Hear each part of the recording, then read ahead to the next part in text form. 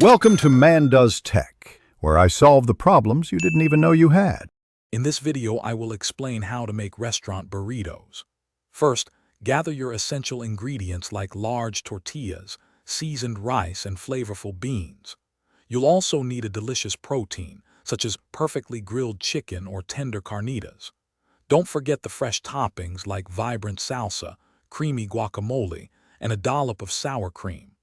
Having everything prepped and warm is key to achieving that authentic, satisfying restaurant quality. We're aiming for a burrito that's both hearty and incredibly flavorful.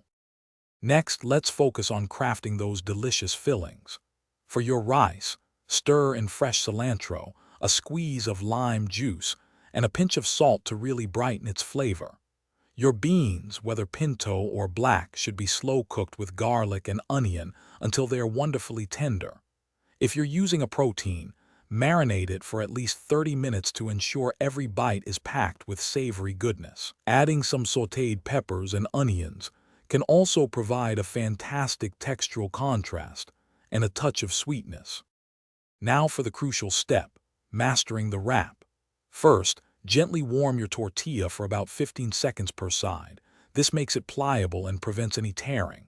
Lay it flat and arrange your fillings in a neat line across the center, leaving approximately 2 inches clear on the sides.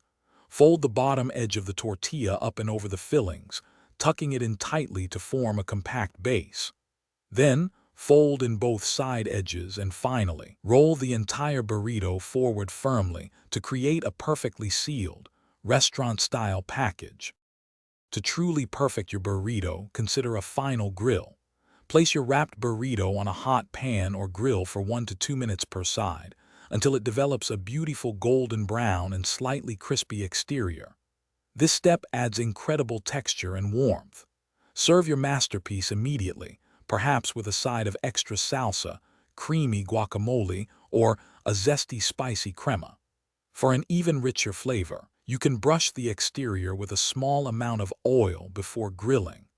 Cutting it in half diagonally also makes for a lovely presentation. Thanks for watching. If you found this helpful, don't forget to like and subscribe.